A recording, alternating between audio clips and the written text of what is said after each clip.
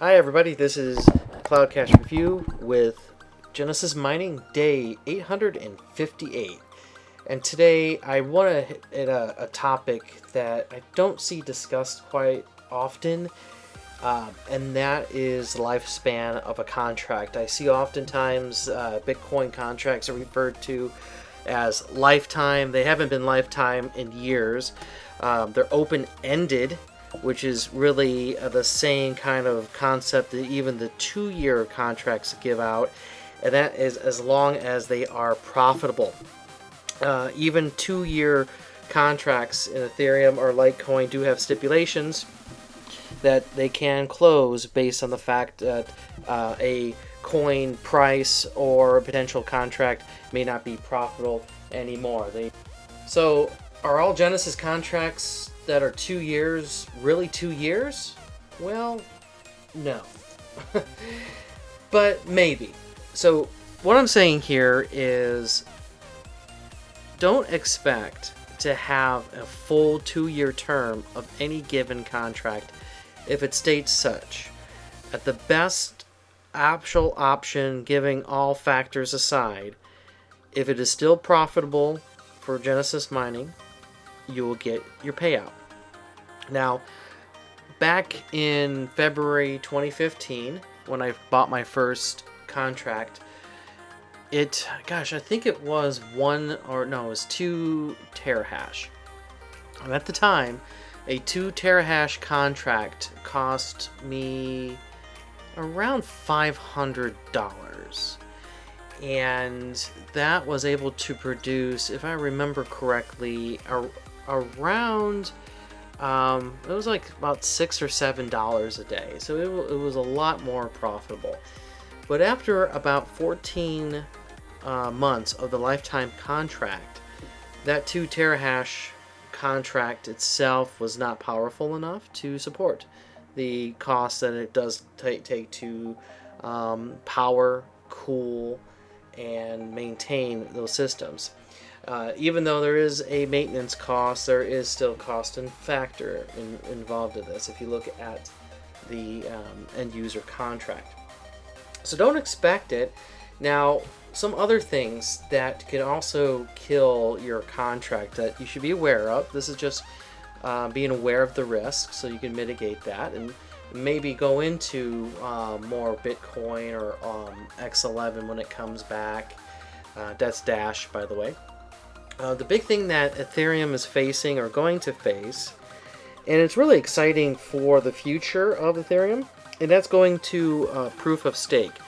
So what this means is that you would actually submit some coins, some Ether, to a specific address. Now the talk is it's going to be 1,000, which that's quite a lot. Maybe it's less, but even if it were, more than likely there would be proof of stake pools that you can, in essence, virtual mine. And it's almost like having a proxy vote as a shareholder. And any actual coins that are continued from block generation will get randomly selected by that address. So, of course, the more coins you have, the more votes you have, and the potential of more additional coins you can earn. The benefit is that it's not prone to 51% vector attacks that a nation state or central banks could actually overcome. And other things too, such as power. The amount of power that, say, Bitmine and also the cost of the hardware is astronomical. Whereas if we're just doing a virtual mining, we're just paying for the cost of staking a coin, which is nothing or close to nothing. It's fantastic. So that's a big risk. And right now, I am keeping all my Ethereum. So I'm mining Ethereum both at home and the cloud for future reference, and I hope you do too. And don't be tempted to sell your Ethereum. Also, too, the other things to just think about is natural difficulty rises. One of the things that when Casper is released, the discussion here is that mining will still occur, but the difficulty will rise so sharply that it would become essentially useless to mine.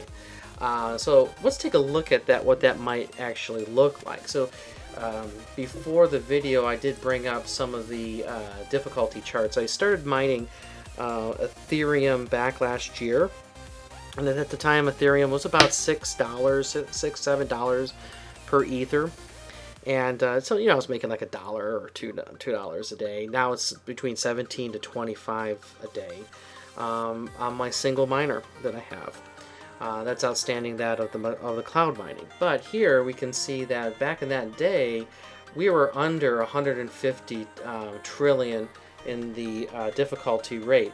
And the difficulty rate is just how difficult it is to get a block award. So the higher that value number becomes, the more difficult. There's competition fighting over these blocks. I have people on Facebook now that are barely techies saying, hey, I've got an Ethereum miner. So I think we're almost at that bubble stage where people are coming in late for the proof of work. But if you go to proof of stake, I think you still have a future overall. But here, let's take a look here. If we were to say, all right, what if right now we're looking close to 800 trillion at the mark? What if we were, doubling that value? With the cost of a contract right now, which is, say, let's go with a 10 megahash contract, that's $300 in current price USD. If you were to double that, you're looking at 279 days, comparably to about 118, 120. If going to, say, triple, which really would not be out of the realm of a possibility, you're looking at 424 days. So you can see how much your contract can and will, over time, devalue. So if you are getting $5 today in Ethereum, you will not get $5 a day if you have the same amount of hashing power throughout the 2-year contract itself. And that goes really for any of the coins, especially with the popularity of cryptocurrencies now. It seems like everybody's jumping on board. I bought ASICs in January that were $400. Now they're out of stock, and if you're lucky to get them, they went $3,000. It's really definitely a virtual gold rush, nonetheless. So overall, I know this is a little bit negative, but I think it's some realistic things that we have to talk about and concern before you invest any of your money into cryptocurrency at this time, and also kind of diversifying yourself.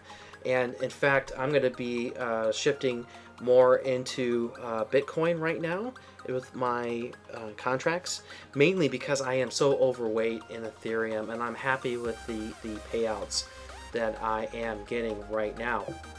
Which, if we take a look at current payouts for Ethereum, so on Bitcoin, we're getting about $12.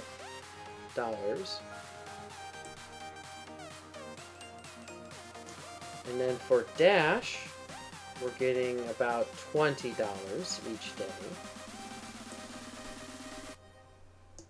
And I made a big substantial jump here, so yeah, it was more aligned with about about $20 roughly now.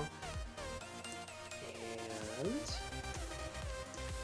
okay, folks, now it's the favorite time that I always enjoy, and that's upgrading.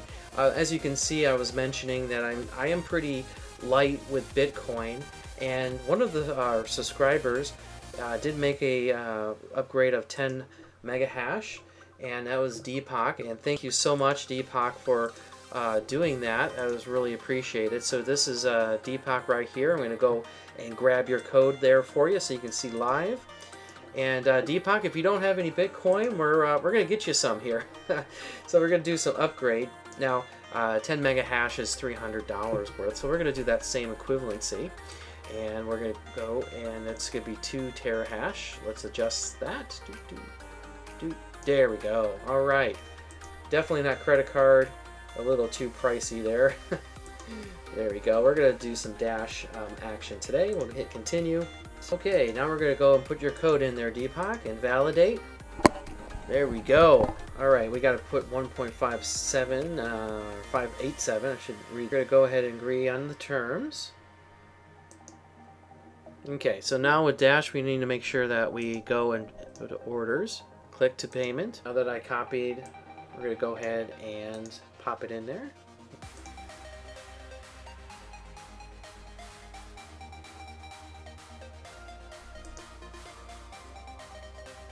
Okay, there we go. We got our upgrade there. And of course, if you do use my upgrade code, I will definitely be happy to match your hash rate. And I appreciate your time watching the video.